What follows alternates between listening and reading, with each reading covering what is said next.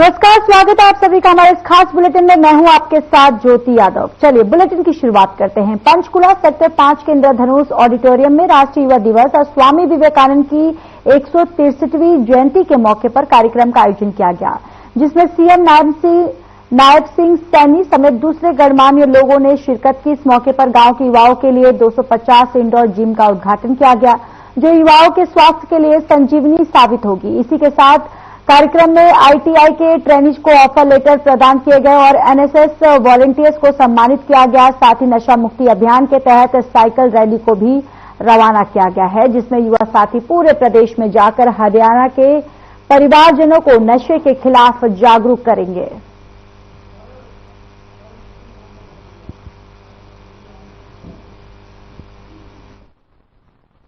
मुझे ये खुशी भी है आज सभी युवा साथियों के बीच में कि आज गांव में ही युवाओं को जिम की सुविधा उपलब्ध कराने के लिए 250 जिमों का आज उद्घाटन भी हुआ है। मेरे हरियाणा प्रदेश के युवाओं को आज इस जिम के माध्यम से एक नई उनको उमंग और उत्साह से, जोश से, जिम के माध्यम से शरीर स्वस्थ हो, नशे से दूर रहे, ऐसा 250 जिमों का उद्घाटन करने का भी मुझे अवसर मिला है। खबर चंडीगढ़ से है, जहां केंद्रीय गृह और सहकारिता मंत्री अमित शाह की अध्यक्षता में हुई एक वर्चुअल बैठक में हरियाणा के सीएम नायब सिंह सैनी ने भी वर्चुअल बैठक में हिस्सा लिया। बताते चले कि यह बैठक मादक पदार्थों की रोकथाम के लिए किया गया था और जिसमें सीएम सैनी ने हिस्सा लेने के बाद पत्रकारों के सवालों का जवाब दिया। साथ ही उन्होंने बताया कि सरकार ने मादक पदार्थों की तस्करी के खिलाफ लड़ाई में पड़ोसी राज्यों के साथ सहयोग बढ़ाने के लिए पंचकुला में अंतर्राज्यीय सचिवालय की स्थापना की। साथ ही सीएम ने कहा कि प्रधानमंत्री नरेंद्र मोदी के मार्गदर्शन और दूरदर्शिता के साथ हरियाणा ने मादक पदार्थों की तस्करी से निपटने में महत्वपूर्ण प्रगति की है।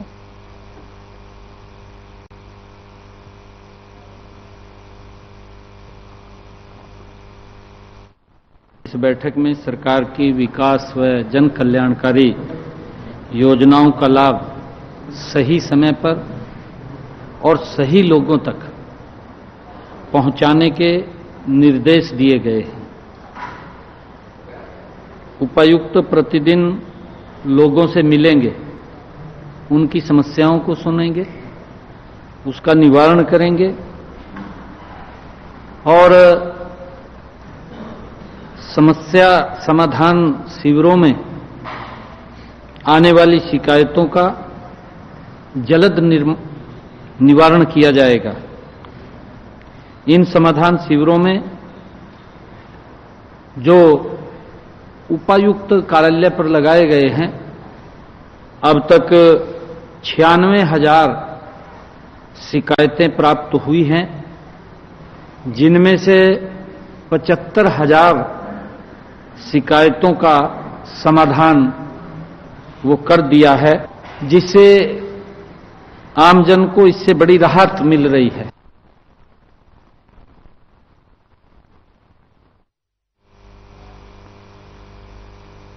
चलिए खबरों में आगे बढ़ते हैं। चंडीगढ़ में सीएम नायब सिंह सैनी ने सभी जिलों के डीसी के साथ बैठक की। इस बैठक में मुख्य सचिव और एसीएस भी शामिल हुए। बैठक में विकास कार्यों समेत कई मुद्दों पर चर्चा की गई। सीएम ने अधिकारियों को निर्देश दिए कि जनता के हितों से जुड़े कार्यों में अधिकारी विशेष ध्यान देकर तीव्रता दिखाएं। साथ ही सभी अधिकारी समय सीमा के भीतर जनता से जुड़े कार्यों को पूरा करें।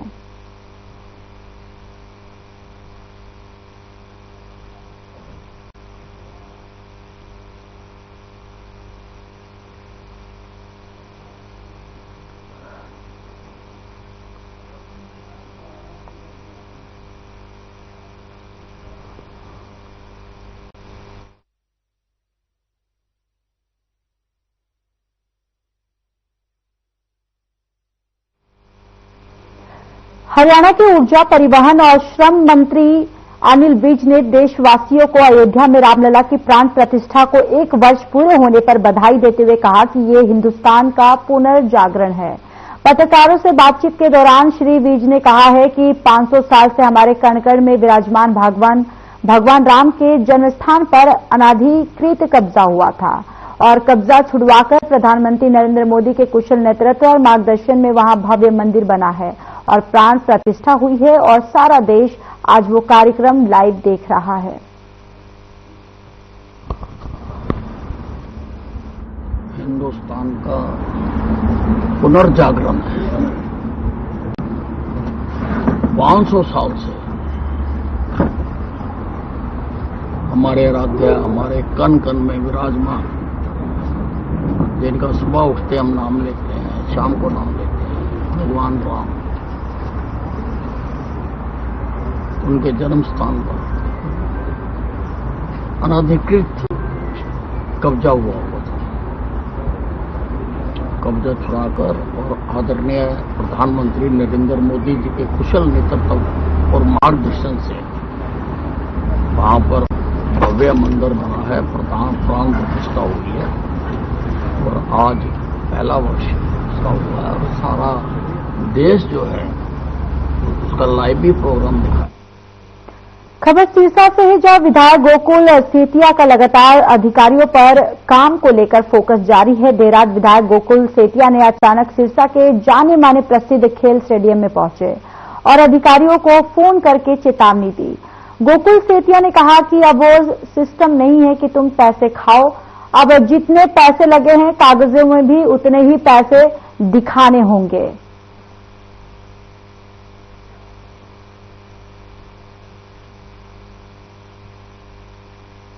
Stadium MC Sirsa under the plan scheme. मैं बिल्कुल फ्लैश ऑन करूं, मैं सामने document download sale and end date जो इसकी है वो आपने इसके अंदर दे रखी है। आप कह रहे हो कि 2 मिनट पहले कि जी सिर्फ वॉशरूम का काम है, स्टेज तो हमने इसमें डाला ही नहीं था। आप अपनी वीडियो ही देख लेना 2 मिनट पहले की। In Bhagat Singh stadium MC Sirsa under the plan scheme. मैं बिल्कुल फ्लैश। खबर सिरसा के डबवाली क्षेत्र से है, जहां गांव लंबी के लोगों का आरोप है कि गांव के अंदर नई कॉलोनियां काटी हैं और उनमें अवैध काम जो है और नशा सरेआम चल रहा है, लेकिन प्रशासन का उसकी कोई और ध्यान नहीं दे रहा है। गांव के लोगों ने आरोप जड़े हैं कि जो ये नई कॉलोनियां काटी है और इन कॉलोनी में अगर गांव के लोग प्लॉट लेते हैं तो नहीं देते और बाहर के आए हुए लोगों को 40,000 रुपये में प्लॉट दिए जा रहे हैं, जबकि 40,000 में एक कमरा भी नहीं बन पाता। यहां पर जमीन दी जा रही है और बाहर से आए हुए लोगों को यहां पर जो लोग हैं यहां आकर नशा करते हैं। गांव के लोगों ने चेतावनी दी है कि गांव के अंदर ऐसा घटिया काम नहीं होने दिया जाएगा।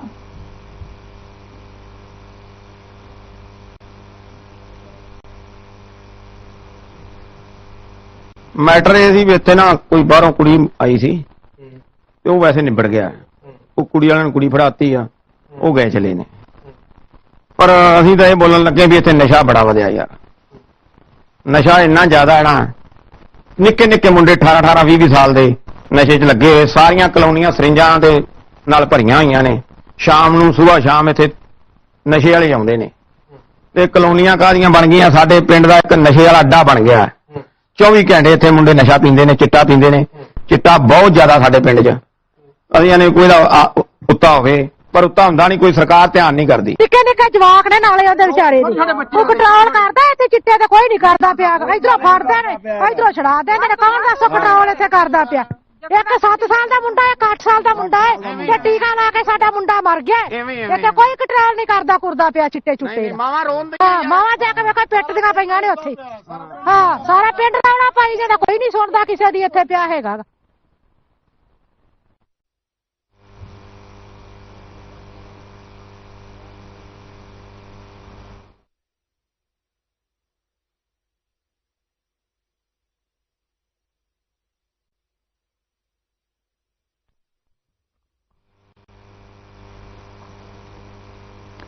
हिसार में जेएसडब्ल्यू स्पोर्ट्स की Haryana stealers team pro kabaddi league champions का जोरदार स्वागत किया गया। स्वागत के दौरान एक रोड शो भी निकाला गया। रोड शो हिसार के जिंदल स्टेनलेस लिमिटेड के पुल से शुरू होकर चौधरी चरण सिंह हरियाणा एग्रीकल्चर यूनिवर्सिटी के गिरी सेंटर तक निकाला गया। गिरी सेंटर के मल्टीपर्पज हॉल में हिसार की विधायक सावित्री जिंदल और जेएसडब्ल्यू के संस्थापक पार्थ जिंदल भी मौजूद रहे।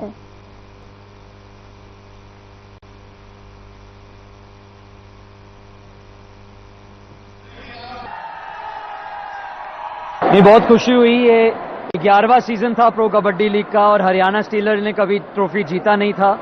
तो पिछले साल हम फाइनल में हारे और इस साल सिल्वर का रंग गोल्ड में हो गया, तो बहुत अच्छा लग रहा है। क्योंकि जब भी मैं प्रो कबड्डी लीग देखता हूँ सारे के सारे टीम के टॉप प्लेयर हरियाणा के ही होते हैं, तो दिल में यही लग रहा था कि एक साल तो हरियाणा स्टीलर को ट्रॉफी मिलना चाहिए। तो इस साल हो गया है और मुझे लगता है अभी ट्रॉफी हरियाणा में ही रहना चाहिए। बहुत बढ़ रहा है जी, इसका क्रेज है। आज जैसे आप देख रहे हो इतने बारिश में, इतने ठंड में, इतने यंग लोग रैली में आए, तो और उनको मनप्रीत जी का सारे मूव्स पते हैं, जयदीप के सारे मूव्स पते हैं।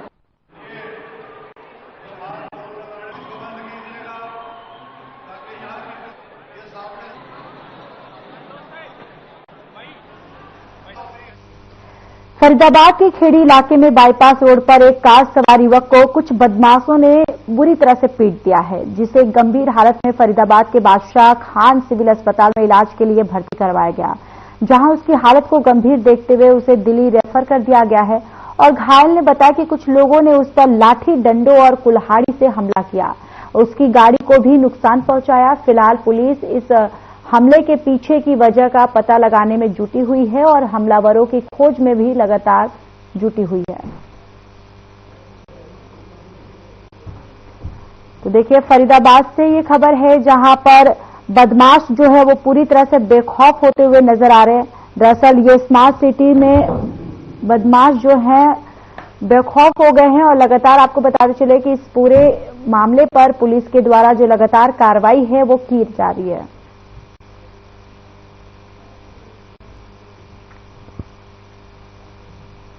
आदमी है सेट 18 फरीदाबाद में भाई। बाबा गेम, बाबा ग्रुप जी, बाबा ग्रुप। हाँ अच्छा, अरे जी ये छोरा ये देन तो चलाता है। हाँ, कौन चलाता है? हाँ, एक मोहित चुटिया है जी। चुटिया? हाँ, ये गेम ताजपुर का है जी। ये चलाता है गेम? हाँ, ये गेम तो चलाता है। हाँ, कहाँ के रहने वाले हैं? इसने भाई चिप भाई को मारा है।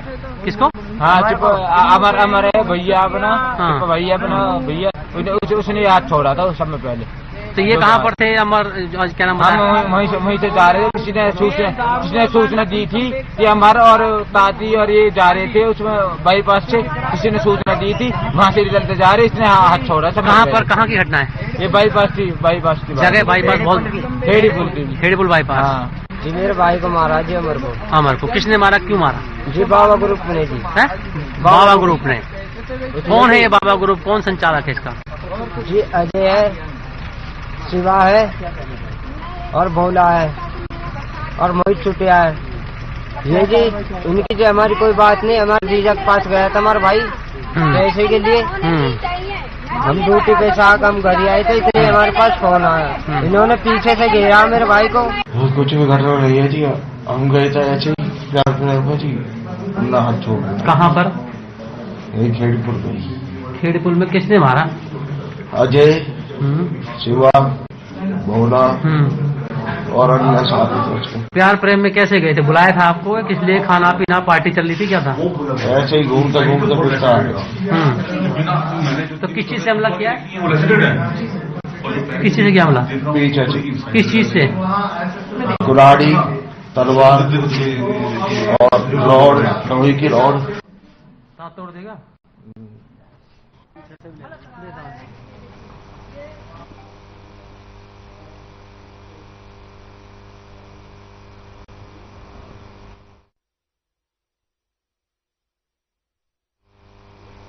फरीदाबाद को रेफर मुक्त और फरीदाबाद में ट्रॉमा सेंटर बनाने की मांग को लेकर पिछले 40 दिनों से धरने पर बैठे समाज सेवियों ने आज प्रशासन की आंख खुलने को लेकर 11 लोगों ने मुंडन करवाया। इस मौके पर मीडिया से बातचीत करते हुए मुख्य समाज सेवी सतीश चोपड़ा ने बताया कि सरकार की मंशा लोगों को लाभ पहुंचाने की है, इसलिए वह जनहितैषी नीतियों पर नीतियां जो है वो बना रही हैं ताकि आम जन को इसका फायदा मिल सके, लेकिन नीचे स्तर पर बैठे भ्रष्ट अधिकारी सरकार की नीतियों पर पलीता लगाते हुए नजर आ रहे हैं। और वहीं दूसरे समाज से भी फूल महेश ने बताया कि वो खुद आज इस स्थिति से गुजर चुके हैं और उनकी बेटी ने फरीदाबाद से ही सही व्यवस्था न होने के चलते दम तोड़ दिया है।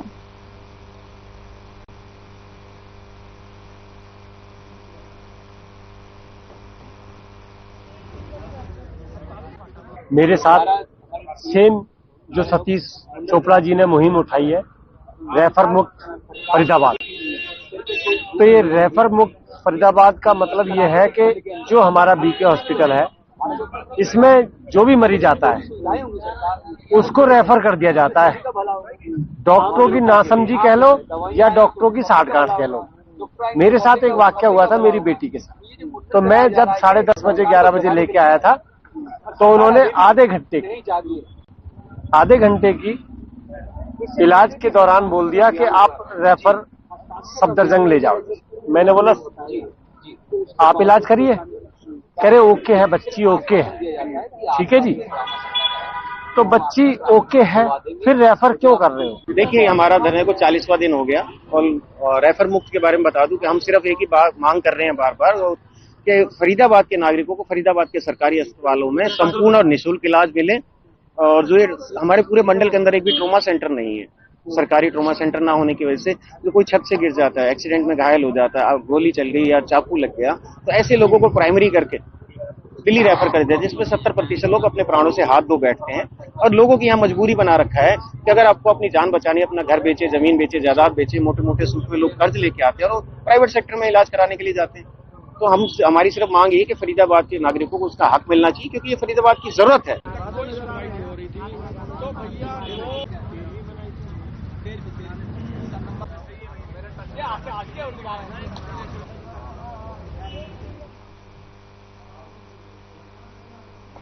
गौवंश को ठिठुरती सर्दी से बचाने के लिए पशुपालन डेयरी विभाग भिवानी मुस्तैद हो गया है। इस मामले पर जानकारी देते हुए पशु चिकित्सा डॉक्टर विजय संसनवाल ने बताया है कि भिवानी गौशाला ट्रस्ट के गौवंश को सर्दी से बचाने के लिए उपाय बताए। गौशालाओं में तिरपाल लगाकर और अन्य उपाय अपनाकर गौवंश को सर्दी से बचाया जा सकता है। भिवानी जिला के उप निदेशक डॉक्टर रविंद्र सहरावत ने सभी पशु चिकित्सकों को हिदायत जारी करते हुए कहा है कि वे गौशाला प्रबंधकों से मिलकर गाय को सर्दी से बचाने के लिए उपयुक्त उपाय करवाएं।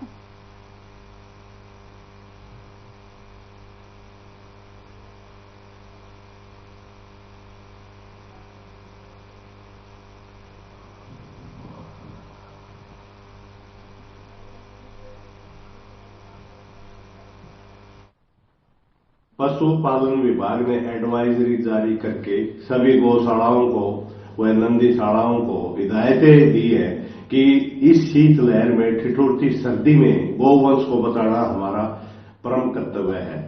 और इसी संदर्भ में उप निदेशक डॉक्टर रविंद्र सहरावत ने सभी पशु चिकित्सकों की ड्यूटी लगाई है कि वो गौशालाओं में जाए और गायों को जो सर्दी से बचाव के तरीके हैं वो प्रबंधकों को बताए और सर्दी से बचाने के लिए चारों तरफ तिरपाल या बोरी वगैरह उनकी शेड के बाहर बंधवाई जाए।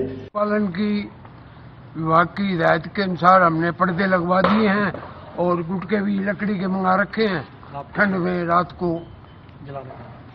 जलाने के लिए, ताकि गौवंश को कुछ आराम मिल सके, राहत मिल सके। इससे आज से शीतलहर बहुत बड़ी जोरों से चल रही है और मैंने अभी देखा है जहाँ कोई कमी होगी उसको भी पूरा कर रहे हैं हम। उप निदेशक महोदय डॉक्टर सहरावत के हिदायतानुसार हमने गौशाला में सभी जगह पर्दे लगा दिए हैं और इस सर्दी से बचने के लिए लकड़ी का व्यवस्था करवाई है गौशाला से। और रात के समय 10 बजे के आसपास चौकीदार को हिदायत की हुई है कि रात को लकड़ी जला के रखे ताकि इस कड़ाके की ठंड से गौवंश को बचाया जा सके।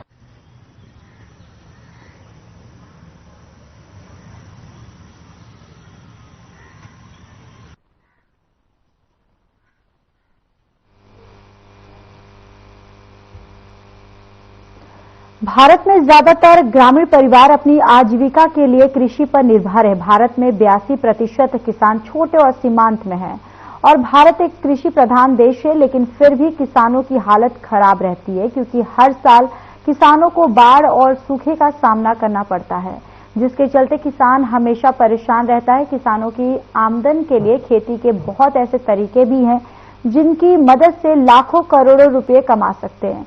सरकारी बागवानी संस्थानों के विशेषज्ञ किसानों को आधुनिक खेती की ओर अग्रसर करने के लिए निःशुल्क प्रशिक्षण दे रहे हैं और महोगनी खेती भी एक ऐसा ही बिजनेस आइडिया है जिससे करोड़पति बना जा सकता है। महोगनी का एक पेड़ 50 से 80 हजार का बिकता है।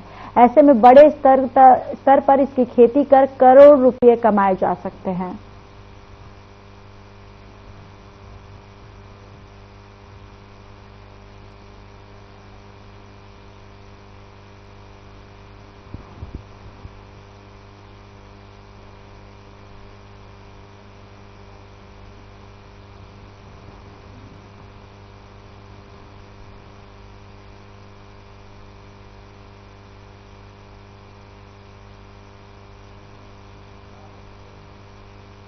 तो शाम मौसम में अचानक बदलाव आया है जिसकी वजह से आम लोगों को धुंध और कोहरे से निजात मिल गई है। अचानक बदलाव की वजह से बारिश हुई है और आसमान धुंध से छट गया है।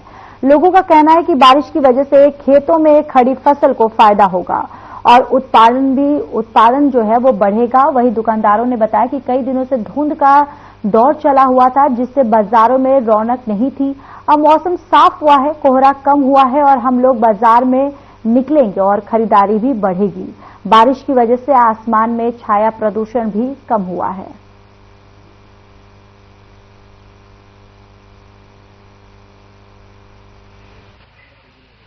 जो आज बरसात हो रही है इससे हमें तो फायदा होगा ही होगा, इससे किसानों को भी फायदा होगा। गेहूं और सरसों की फसल अच्छी होगी। जो आवागमन रुका हुआ था अब 2-3 दिन से धुंध के कारण वो भी आने जाने में अब कठिनाइयां खत्म हो जाएंगी।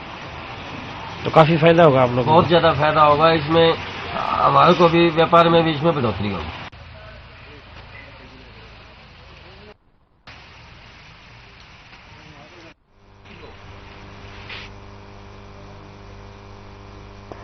महेंद्रगढ़ में श्री रामलीला परिषद की तरफ से श्री राम मंदिर प्राण प्रतिष्ठा की प्रथम वर्षगांठ के पावन पर्व पर भी श्री राम महोत्सव मनाया गया। इस मौके पर प्रदेश के पूर्व शिक्षा मंत्री प्रोफेसर रामविलास शर्मा ने बतौर मुख्य अतिथि शिरकत की है और इस मौके पर शहर के मुख्य बाजारों से एक शोभा यात्रा निकाली गई। इस यात्रा में 511 महिलाओं ने कलश और 151 महिलाओं ने हाथ में भगवान राम का निशान उठाया था और इस मौके पर पूर्व शिक्षा मंत्री रामविलास शर्मा ने कहा कि उनकी रेल मंत्री अश्विनी वैष्णव से बातचीत हो गई है। फरवरी महीने में अयोध्या से महेंद्रगढ़ तक तीर्थ यात्रा के लिए एक स्पेशल ट्रेन चलाई जाएगी। इस मौके पर कार सेवकों को शॉल ओढ़ाकर सम्मानित किया गया।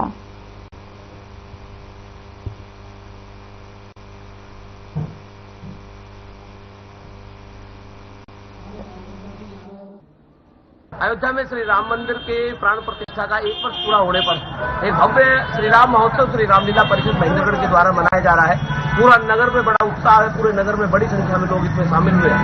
511 कलश और 151 ध्वजा लेकर महिला पुरुष और हजारों की संख्या में महिला पुरुष इसमें एकत्रित हुए हैं। हरियाणा के पूर्व शिक्षा मंत्री और हरियाणा के बड़े दिग्गज नेता प्रोफेसर रामविलास शर्मा जी ने आकर सभी भक्तों को आशीर्वाद दिया है और स्वयं भगवान श्री रामचंद्र जी का आशीर्वाद लिया है। आज मैं सबसे बड़ा सौभाग्यशाली अपने आप को मानता हूं कि भगवान राम के मंदिर का प्राण प्रतिष्ठा का कार्यक्रम को 1 वर्ष पूरा हुआ है। आज अयोध्या में लाखों लोग और मेरी नगरी महेंद्रगढ़ में इतनी बड़ी संख्या में माता बहनें और महेंद्रगढ़ रामलीला परिषद ने इतना भव्य आयोजन किया है। इसकी अध्यक्षता आज कुलदीप यादव सरपंच बोचड़िया कर रहे हैं और दिनकर बोरा, सुधीर दीवान, अमित मिश्रा और ये पूरी जो रामलीला परिषद की टीम है। और आज कितना बड़ा सौभाग्य है मेरा कि जो कारसेवक साथ गए थे उसमें जो बचे हुए थे और जो चले गए उनकी तीसरी पीढ़ी का आज हमने सम्मानित किया है। अपने आप को हम सौभाग्यशाली मानते हैं कि 500 वर्ष के संघर्ष के बाद हिंदू समाज आज सनातन शौर्य, शक्ति और पराक्रम का प्रदर्शन करते हुए राम मंदिर का 1 साल पूरा होने पर खुशी से झूम रहा है और साथ में इस वर्ष प्रयाग का महाकुंभ भी आया है और 144 साल बाद ऐसे ग्रह नक्षत्र का योग है। तो हम सब राम मंदिर के साथ सनातन के जो शौर्य का प्रतीक है, पराक्रम का प्रतीक है, सदियों से जो चल रहा है, कुंभ के मेले के दर्शन भी करें। और ऐसा निवेदन सभी से किया गया है कि महेंद्रगढ़ की जनता महेंद्रगढ़ के कार सेवकों के साथ। चलिए, इस बुलेटिन में इतना ही। बाकी देश और दुनिया की तमाम बड़ी खबरों के लिए जुड़े रहिए हमारे साथ। नमस्कार।